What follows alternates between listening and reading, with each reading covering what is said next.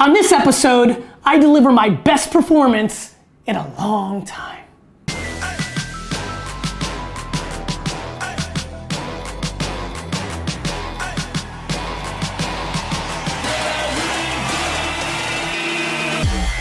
ask questions, and I answer them.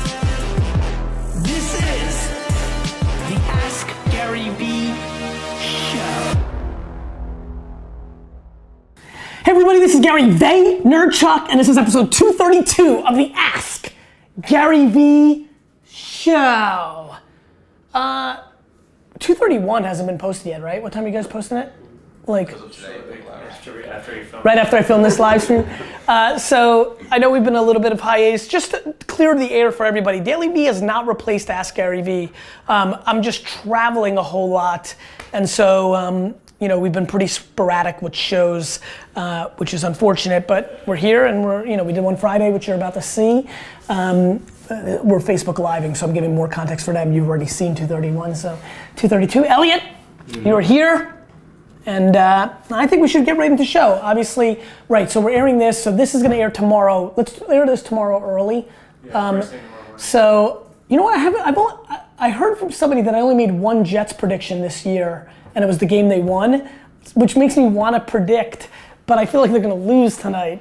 Though there is a little fun fact, AJ and I did not watch the Buffalo game together, and I was supposed to get to Arizona for this game, but I have so many fires here at VaynerMedia, I couldn't justify it, so I didn't go.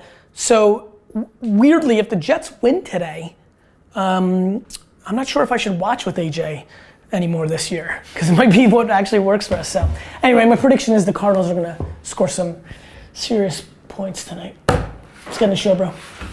First question from Shubham. Video? Yep, all video. Hey Gary, this is Shubham from MailJet. I have a question for you today is how important were your selling skills as an entrepreneur, and what are the different things that make you improved as a salesman? Thank you very much for answering. Love your show. See ya. Shu, thank you so much for loving the show. I love you back. I think my salesmanship was the first raw talent that I understood in my life. It has been the bedrock of my existence.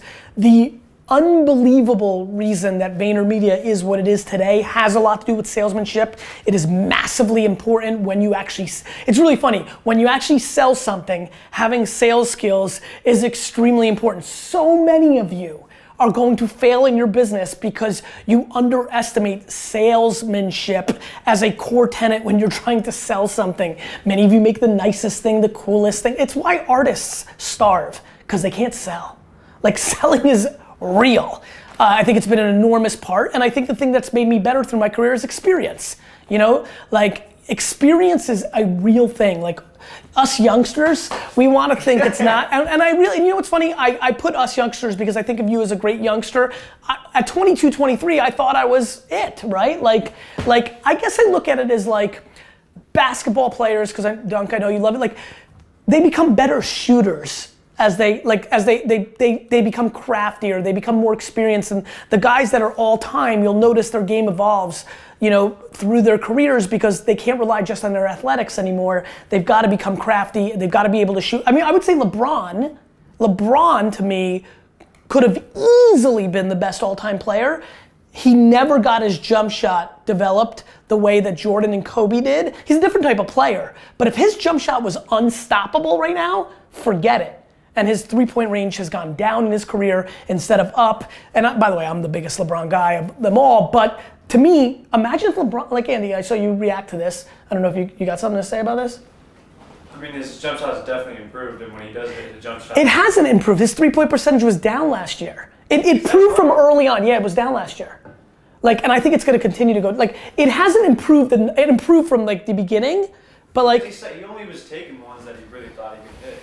I mean, he's such a complete. You know what's tough to analyze? To that point, it's tough to analyze LeBron because he's such a all-around player. He doesn't need to score. But anyway, nonetheless, the bottom line is, the 22-year-old me would be disappointed right now if he saw the 40-year-old me in salesmanship, because he would have realized, he's picked up some shit along the way that I didn't have just from my natural skills. So the answer is, unbelievably, and if you're watching right now and you are building a business and you are not a natural born salesperson or are great at it, and you are self-aware enough to know that, you need to either get a family member, aka these guys, like really in your inner circle that are gonna be there long term and allow them to, or even bring in a partner. It is that important. And if you're a good salesperson, never allow yourself to not continue to learn, try different tactics, do different things. Experience has made me better. I like where this show's going. Good. It's Why? gone down every year since 2012. Give me some love for that. Pretty impressed, right? Yeah, and I'm telling you, if his shooting percentage has gone up from 13, 14, and 15, he'd be unstoppable right now. Like if you couldn't like guard him, like everybody's staying back. Yeah. Imagine if defenders had to go up just 6 to 18 inches on LeBron because he was shooting crazy. Anyway, let's do this. Next question from Tyler. Tyler, a third Tyler? Hey Gary, what's up? This is Tyler. I work at Lux. I know you invested in them. I hope it's going well for you. My question for you is, I turned 21 in exactly a month on October 29th. What wines do you recommend for a beginning wine drinker? Thank you so much. First of all, Tyler, send me your address, Gary at VaynerMedia. I'm gonna send you something on me. I'm a big fan of New Zealand Sauvignon Blancs, German Rieslings that have a hint of sweetness, mainly dry, but a hint of sweetness, and Beaujolais and Grenache-based red wines that are a little bit more palpable, not as tannic, a little more fruit, a little lighter on the red wine side. So I will, as a matter of fact, you know what, guys, let's do this. This will be fun. In Facebook and YouTube, let's put a link to 4 starter wines for all the 21-year-olds. I'll link them from Wine Library. Make sure I do that because we'll forget after this and we have a bad track. But actually, Stefan sucked at that. I think Tyler will come through. So I'll put 4 little links in Facebook and YouTube for all of you in those categories I just mentioned, or I'll actually look through Wine Library's inventory right now and see if anything else stands out. Cool. Yep. Next question is from Jessica. Jessica. Hey Gary, what's up? It's Jessica Louisley here. I was at the Archangel event here in Toronto. I stood up to ask you a Which I question, crushed. but we didn't get to it after Gio and Nick chased you off the stage. But it's all good. I would love to know how you would describe joy and what brings you joy. What brings Gary joy? Thank you so much for providing all the value that you did on stage. It was amazing. Thanks for the book. I've been enjoying it every single day, starting off my day that way. So thank you, thank you, thank you. Welcome to Miracle Ground. Just, you know what? I've decided I'm gonna share something. For a lot of you that have watched for a long time, this is gonna be a cool moment, I think, if you think it's cool. Truth is, I talk a lot about the strategy of 51-49, giving a little bit more for the leverage of it. The truth is, it's my most natural joyous state. You know, I've molded it, and that's not fair, because I'm not manipulating or molding it, I'm trying to be cynical here. I've experienced the benefits of it from a business standpoint. But I didn't think that way when I was 8 years old, when I was 10 years old, and on my 10th birthday when my grandma took me to Toys R Us, I decided to buy my sister a Cabbage Patch doll because I knew she would be more excited about me doing that than me buying anything at Toys R Us. I have always been this person. I like making people feel good because it makes me feel good. I'm being selfish by providing others value because it brings me my biggest joy. And so, and the reason I've never talked about it is what I just said is so douchey. It's like, you know what it is? It's like when you interview somebody and you're like, what's your weakness? And they're like, oh, I work too hard.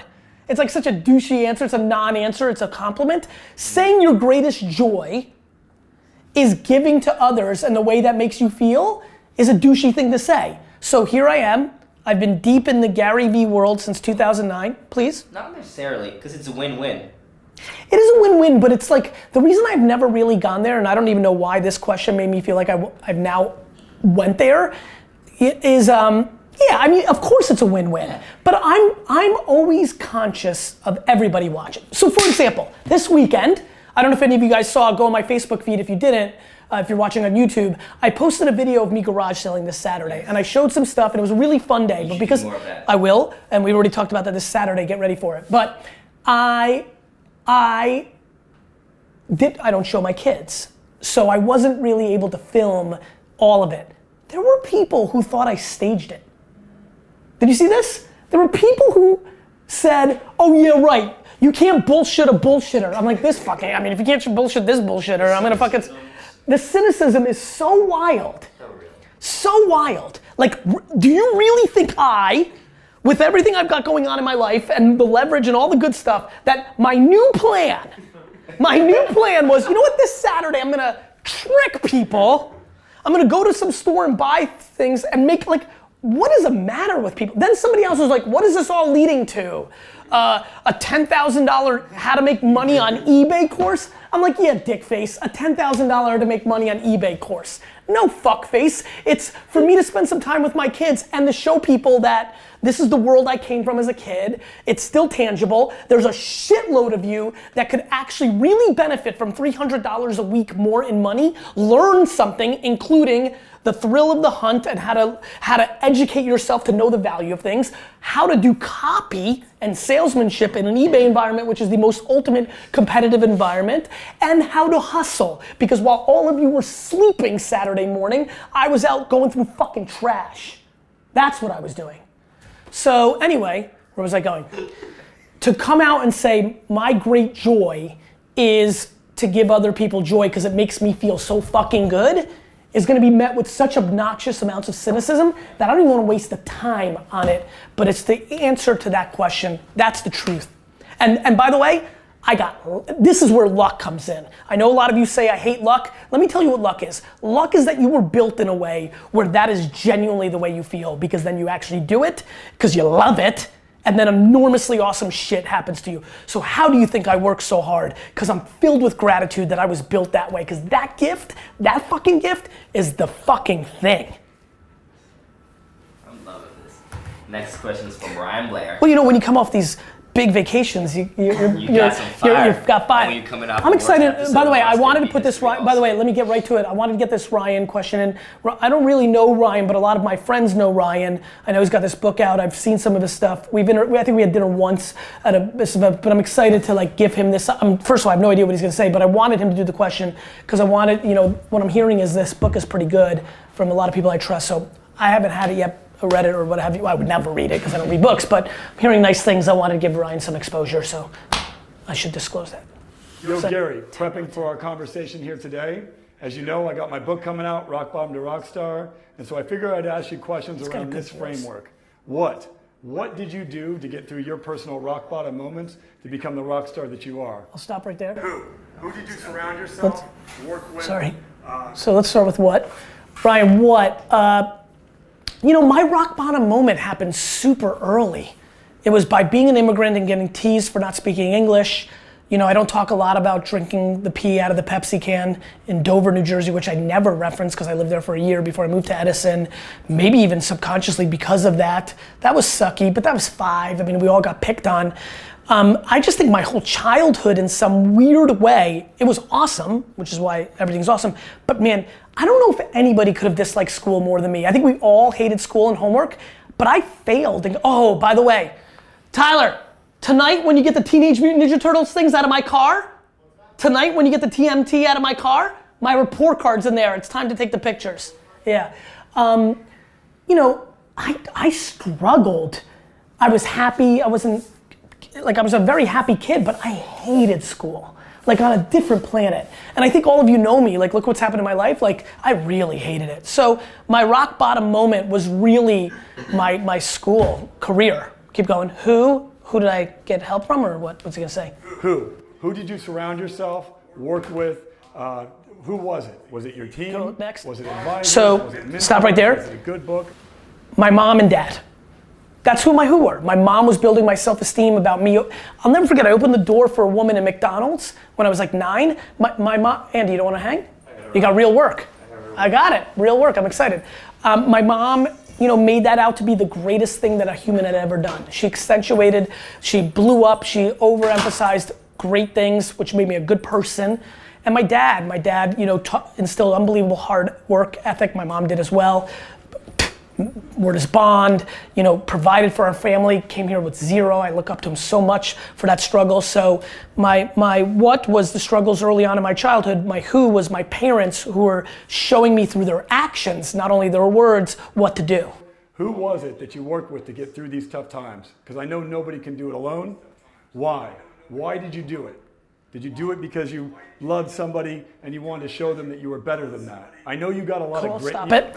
My why back then was I had a chip on my shoulder. I was getting D's and F's. You'll see that soon with my report card content this week. I was getting D's and F's, and the world was telling me I was a loser. My teachers were telling me a loser. My friends' parents weren't saying to my face that I was a loser, but I could see it in their eye that I didn't think I'd be successful, because the game I played, unlike today's game, in the 80s, early 90s, was school was the way out. Going to Harvard was the great accomplishment, not building Facebook or Instagram or being a successful entrepreneur. It was a different landscape. And so, you know, the why was to fucking stick it to everybody. Like, I used to sit there as a 13, 14, 15, 16-year-old and look at my class and my teachers and I'm like, I'm gonna show you. I'm gonna show all of you. You think I suck? I'm gonna be the biggest, best person on earth. Do you feel like your why has changed over the course of your career? Nope, because that, you know, chip never goes away. It's why I'm willing to put in the work. It's why, and I wanna give. You know, it's funny, we're getting to a theme, I wanna give. Saturday was a selfish thing, spend time with my kids on something I care about. But I've done that. I didn't film before and I had to be very careful because I don't want to show them. Like, I did that because I want to show people. I want to help them. I inspire people. People got pumped over the weekend. People went out Sunday morning and made money. Yeah. I got like real emails in my inbox. Like, Sunday morning I got pumped. I bought this printer for 30. I just sold it for 90. I need 60 bucks. 54 after fees. I know, dicks. Let's go. You, Gary, and that comes from somewhere. So why did you do it? Did you have a deeper purpose? Did you not want to let yourself down or let someone else down? Or did you have a bigger cause in mind when you did it? And then how? What did you do specifically? What steps did you do when you were at your lowest moment? Yep, let's do it. During that point, what did I do? Is I did what I preached to all of you, which is I put in the work. I gave up all my weekends and holidays in high school because I knew I had to pay that price, because I wasn't gonna do I'm gonna go to school, meet some good kids at Stanford and Brown, Ivy League school, make some relationships, and that's gonna be my springboard. I was gonna start with no relationships and in the gutter, and I was gonna have to prove it, and I would have to show up and meet everybody like I did in my 30s. But in my teens and 20s, I was gonna have to work. And so what I did was, to the extreme of anybody I've met that had options. Some people lose their father, mother, welfare, but anybody who had some options, I punted every leisure activity in my life. Nothing. No weekends. No vacations. Zero. Nothing. Nothing. Like, we're making jokes about the 7 days. I didn't take a single, and by the way, you know, but it's my truth. I didn't take a single vacation day. Never. And I'm sure you worked on your side hustle. I just love you and I don't want to razz you. Like, none. Zero. Zero. Zero. All my high school friends, gone, because I wasn't around. All my college friends, post-college, gone. I'd see them a little bit. I love those guys, but gone. Girlfriends, nothing. All in. So what did I do? I worked. I worked to such an extreme level that when I push you on work, I don't even ask you to do 50% of what I did, and I guarantee you'll fucking win. Last question from Blake. This could be a big time episode. It's a really good one. I'm like fired up. I don't never fire up my own self. Hey Gary and Gary's crew, good evening from Lincoln, Nebraska. I'm Blake Bolin, actually enjoying a Malbec currently. Pretty good one from Argentina. But I was thinking about a question for the Ask Gary Vee show, specifically one pertaining to the Ask Gary Vee book. Gary, in the book you talk about how you believe our brains and what they're capable of are vastly underestimated, and that science has yet to prove really what they're truly capable of. You also mentioned as an example that a few years ago you told your brain you didn't want to get sick anymore, and then you attributed the fact that you haven't gotten sick to when you told your brain that you didn't want to get sick anymore. Now, I recently stumbled upon the Law of Attraction. I'd heard of it before, but I really dug in depth in an audiobook. If you're familiar with it, and for those of you who aren't familiar with it, the Law of Attraction basically states whatever you focus on will manifest itself. So if you focus on the things you want to accomplish and you believe you can accomplish them, they will manifest themselves over time. Whereas if you focus on the things you don't want, those things will also manifest themselves. So the point is to focus on the things you do want. So Gary, I'm wondering about the relationship between your beliefs and the law of attraction, and if you could explain how we in Vayner Nation can leverage those concepts to better live our lives, both personally and in our businesses. So Gary, really looking forward to your response here, and thank you so much for taking my question. Godspeed. Blake, it's a really interesting question. Yes, I believe in some of that stuff, and I don't know how much the law of attraction is different than The Secret. Sounds very similar. These books sell like crazy because boy, does it sound super fun right now. If you're sitting on Facebook Live or watching episode 232, is that what we're on? You know, like, and you're like, wait a minute, if I just say I want a yacht, or if I just say I want to be a pop singer, if I just want to say I'm going to be an influencer, I don't know what either of those two books say, but let me give you what I've done. Go ahead, please, you know. The Secret is basically based off of the law of attraction. Okay. So the law of attraction is it's like the religion, so to say. And The Secret is a book which is basically Huck Plays Street. on it? It's very Huck Street from Got the it. law of attraction. So listen, I believe in it, comma, all of your actions have to then map to it. So like it's clouds and dirt. That's my version of it. I don't know if anybody talks about the dirt. I do. I know all, cynical newbies are like, what's he gonna sell me on? Nothing. I'm gonna sell you on the following. Hard work. And don't buy my hard work course because there isn't one. There's no hard work sessions. There's no hard work ebook. There's just hard work. Like, so my answer to this is I believe in it, but then you have to make your actions map it. I want to buy the New York Jets. I think about it, I want it. I start building VaynerMedia. There's an opportunity to sell my company, sell a piece of my company to thousands of entities. All of them pass. I then sell it for less to one entity. An owner of an NFL team. That's called putting your money where your mouth is. I didn't do that by accident. I knew what kind of life I had. I could have dated and married a bunch of different people, but when I found what I needed for what I really knew I wanted, I went in that direction, right? Like, I talk about HR-driven culture and this and that, and some people be like, you got a bad review on Glassdoor or 4.7. Yes, that's fine, but come here. Watch what I do every day. You guys know my calendar. You see what I do. You know what's on the back end of this. Like, so my belief in the law of attraction is, Blake, believe in it, but then you have to execute against your belief. If you want to be an esports celebrity, shouldn't you spend every one of your minutes selling shit on eBay, buying a ticket, and then going to the esports con? Not like, I can't go to the esports con. Work. By the way, on that note, we got to pick up the Musical.ly. You're a killer on it. I want it. I'm so into it. Yes. That work is so fun. I was So thinking good. I was thinking about that. I was saying it right now with It that, just- like that tone. Work. Yeah. Like, it's work. Like, there's gonna be nothing else. Like, yes, work smart. I can hear the cynicism already. I can read the comment from Sally right now, but you gotta work smart. No shit, Right. Sally. I'm leaving Rick alone for a minute. No shit.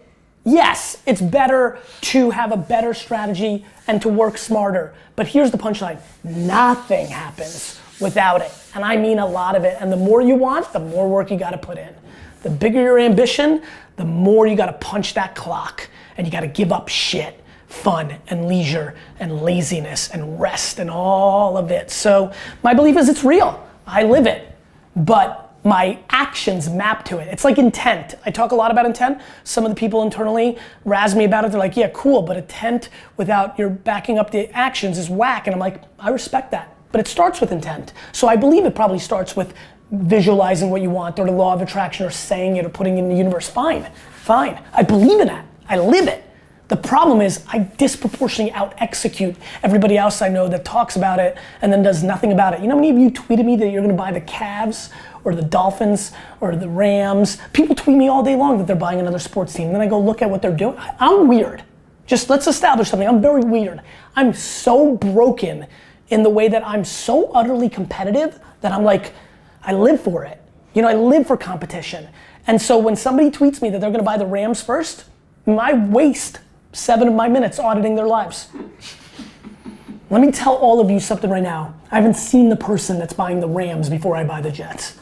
People like to talk. Show me. Because that's the best part. Because when you live on execution, all those days you have where people say you're staging garage sales, or you're not gonna do this, or you're not gonna do that. You know what the best part is? 2023. 2023. Because then you get to say, now what? And 2047, that's more fun. I'll let you guys all debate and pontificate, and I'm gonna do it too. We're all talking. I just wanna rewatch these videos and comments. Let's go read everybody's comments that I could never build VaynerMedia. Let's go read everybody's comments that Wine Library TV was a farce. Let's go read all those comments that I'm a flash in a pan. Let's read them all. Let's fucking read them. Question of the day. What gets you going? What motivates you? You keep asking questions. I'll keep answering them and executing on them for fucking ever.